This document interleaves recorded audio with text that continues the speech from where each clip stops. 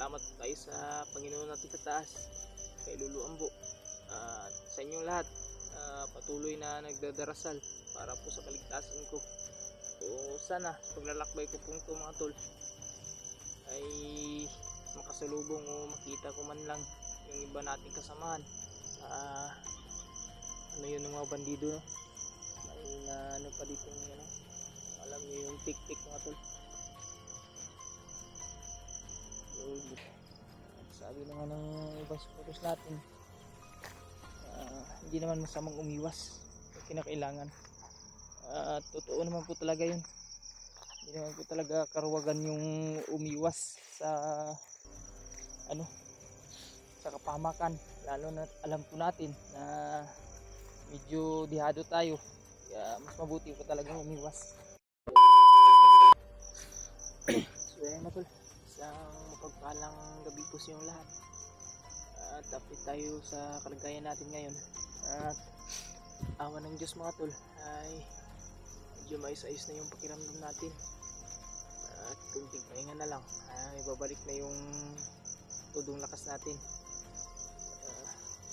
Problema lang natin ngayon ay hindi pa natin nakikita yung mga kasama natin na Kuya Buds at yung iba pang mga hunter.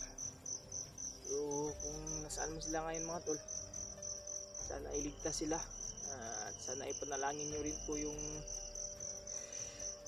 success na sa pag-success sa mga mission nila, tulad sa pagligtas kay Brad Junri.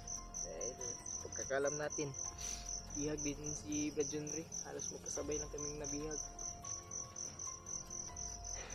At sana ay bigyan din siya ng lakas para makatakas. So sa ngayon ay hindi natin alam kung sinong commander ang may hawak sa kanya. So yun, panalangin ko na sana ay matagpuan din siya nila Kuya Buds. So diba ay makita ko rin si Kuya Buds paglalakbay ko ito, dahil sa totoo lang mga tol, no, ay napag-isipan kong bumaba muna, dahil medyo nahihirapan din ako, at nag-aalala din ako sa buhay ng pamilya ko, mag-ina ko. Iniisip ko yung sinasabi ni Commander Adrian at ni Butakal na may inutusan silang mga tauhan para bumaba at hanapin yung pamilya ko. Kaya sa ngayon ay talagang napag-isipan ko muna na bumaba at tingnan yung kalagayan ng pamilya ko mga tol. Ay kasama rin yung tutog ko ba. So sana ay walang masamang nangyari sa kanila mga tol. Kaya yun mga tol, panalangin nyo po yung kaligtasan ko, ng pamilya ko, at pati na rin po ng mga kasamahan ko mga tol. At kung nasaan man po sila ngayon, nailigtasan talaga sila. Yun, inuulit ko po mga tol, pasalamat tayo sa Panginoon natin sa taas, kay Lulu Ambo, at sa inyong lahat patuloy na nagdadarasal para po sa kaligtasan ko. At lalo na po yung nung oras na nabihag po ako, alam ko na tudo po yung mga pagdarasal po ninyo para makatakas ako, magkaroon ng himala. So yun, tinupad po ng Panginoon natin sa taas at niluluambo yung mga kahilingan ninyo. Kaya maraming salamat po talaga. Sa ngayon, maglalakbay po tayo para bumaba siguro. So sana paglalakbay ko po ito mga tol ay makasalubong o makita ko man lang yung iba nating kasamahan.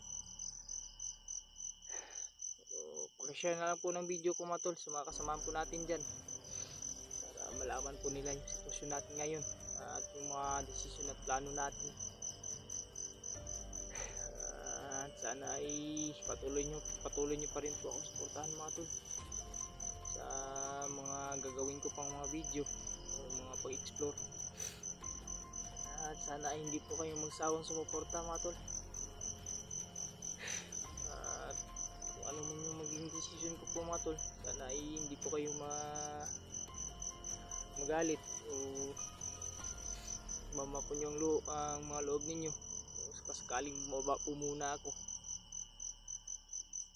Dahil nag-aalala din talaga ako sa pamilya ko mga tol. So gusto ko na rin po sana magpasalamat mga tol, no, sa mga supporters po natin dyan na patuloy na nagbibigay tulong sa atin. Yun, sana ay pagpalain po kayo ng ating Panginoon at bigyan pa po kayo ng masaganang buhay at bumuhay po ninyo.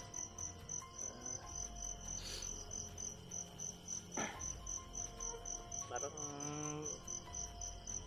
medyo malapit-lapit na tayo sa mga tol, kasi kanina may naaninag na akong ilaw pero hindi natin sure kung bayan na yun. Ano yun ng mga bandido, no? May na ano pa ditong ano, alam nyo yung tik-tik mga tol. So hindi tayo natatakot dyan. Ayun, patuloy siguro ako nito kahit na gabi.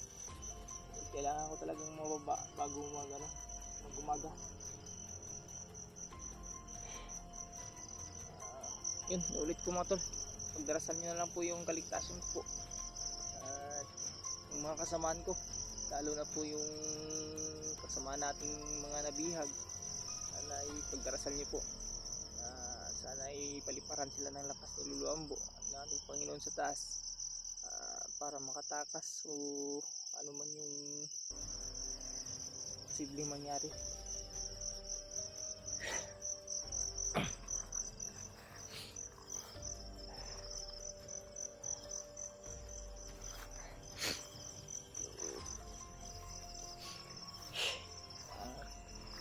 Yun, balitaan din natin na Dabarkilaw pala may bumaba, may nailigtas daw silang bata o yun at babae at emergency silang bumaba. Hindi ko alam kung ano pa yung dahilan. So yun, salamat pa rin tayo sa Panginoon dahil nakababa sila ng ligtas. Pati na rin sila Kuya Remart. Pero may natanggap tayong balita tungkol galing sa isa sa mga supporters natin na si Kuya Remart daw at yung iba natin kasamahan sasama sa kanya sa pag-akyat ay akyat daw bukas. So ano lang yun, kuha lang natin na impormasyon sa isa sa mga supporters natin, pero siguro ay akyat na sila kay Remart dahil siguro na balitaan din nila yung nangyari kay Rajunre at sa iba pa nating mga kasamahan. Kaya dali-dali silang umakyat para matulungan yung mga kasamahan natin.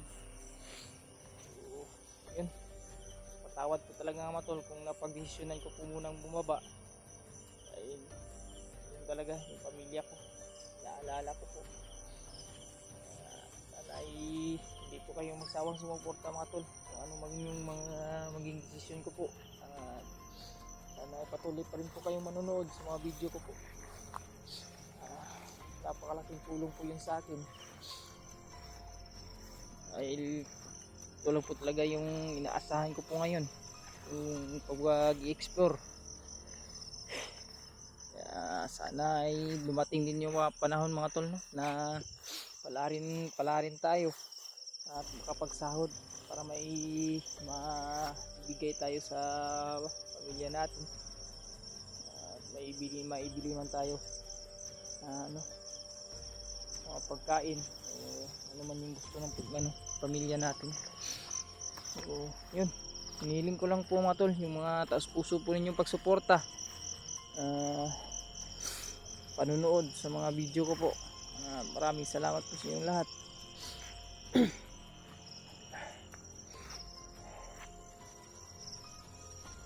Talaga ay makita at makasalubong natin sila Kuya Buds.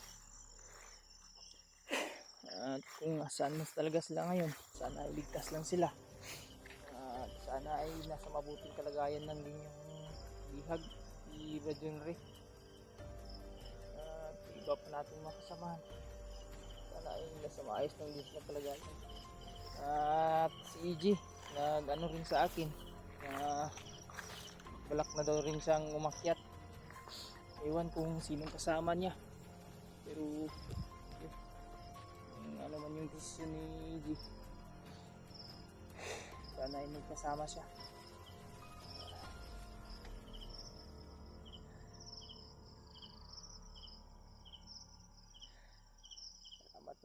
Salamat talaga sa ano, Panginoon natin sa taas. Iluluan mo sa inyo natin.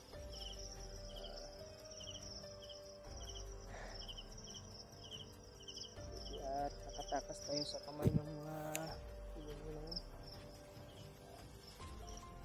Buti na talaga ay umalis yung dalawang commander. Kung hindi umalis yung mga tol, hindi ako makakatakas. Dahil yun talaga yung pagkakataon na hinihintay ko. Hintay ko lang talaga na umalis yung mga commander. At nangyari naman yung inaasahan natin na umalis yung demonyong commander, yung dalawa.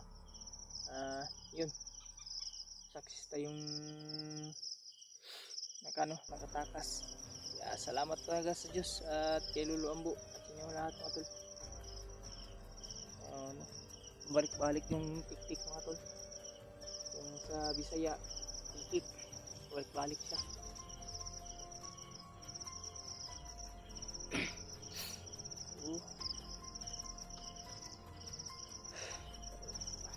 Tuloy tayo mga tol sa paglalakbay.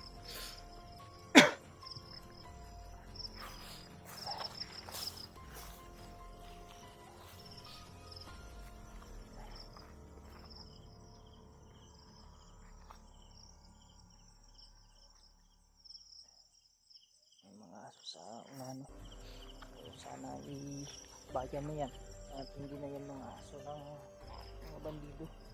Hindi kung aso na naman yan ng mga bandido na to, nahihirapan naman tayo. At sabi naman ng ibang supporters natin, hindi naman masamang umiwas kung kinakailangan. At totoo naman po talaga yun. Hindi naman po talaga karuwagan yung umiwas sa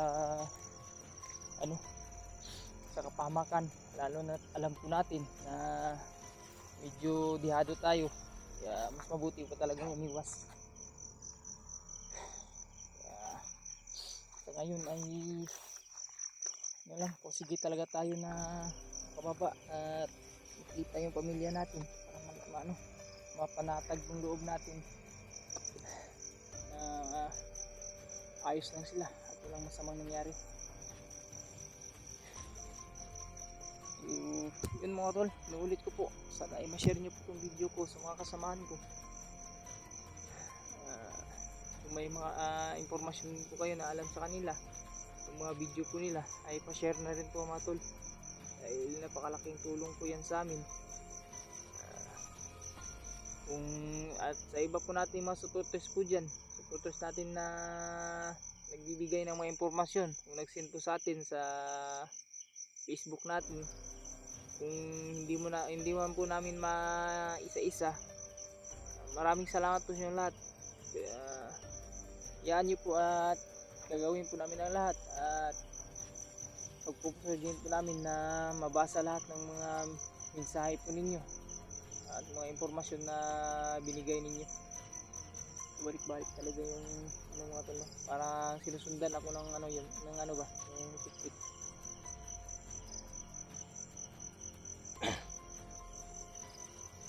Dilim talaga dito na banda.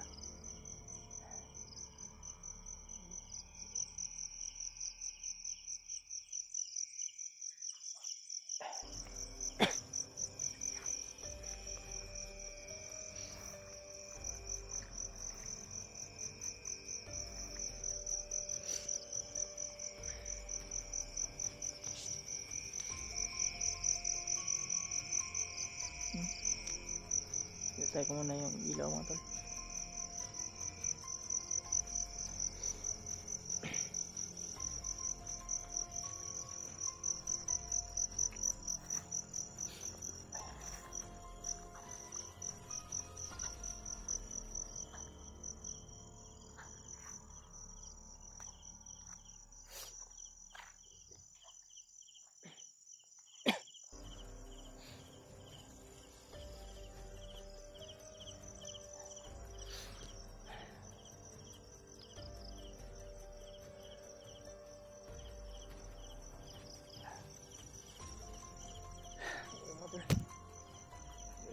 Salamat po sa inyo lahat.